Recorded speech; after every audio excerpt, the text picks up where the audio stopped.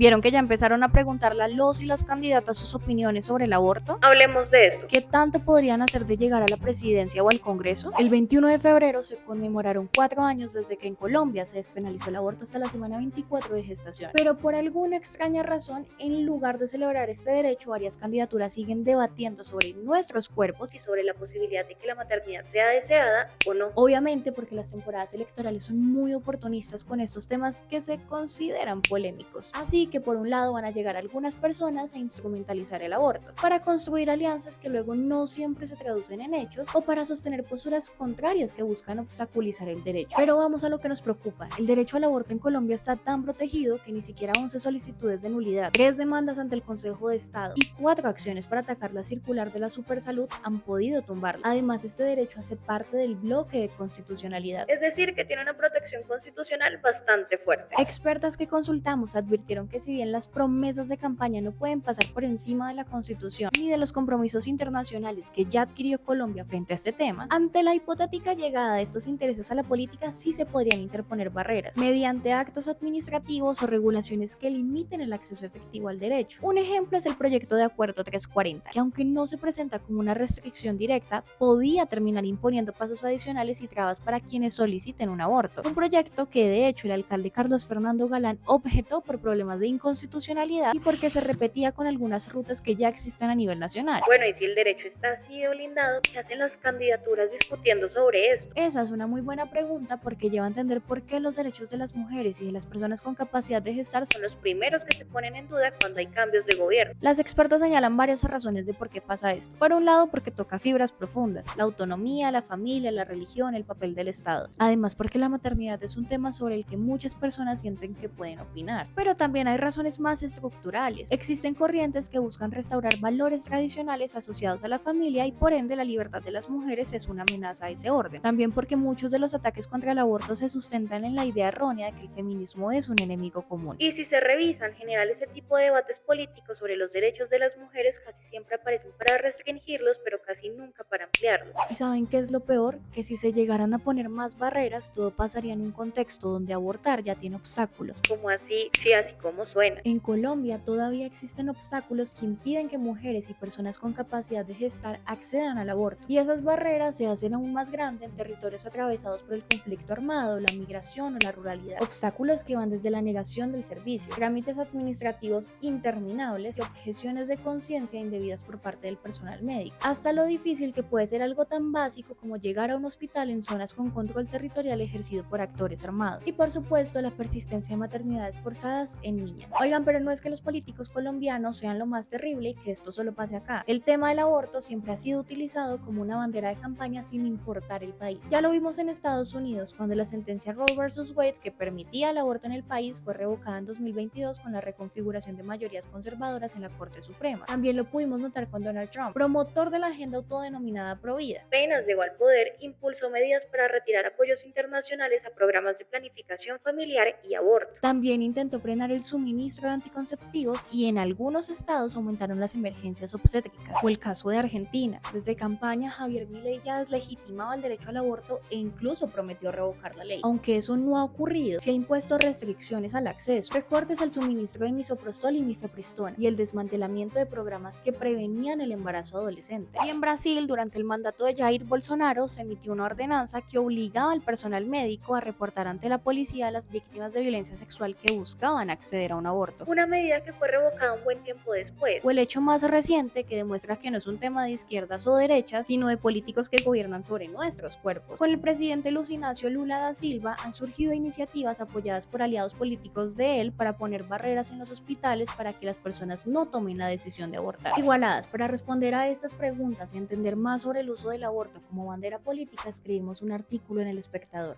Las invitamos a leerlo.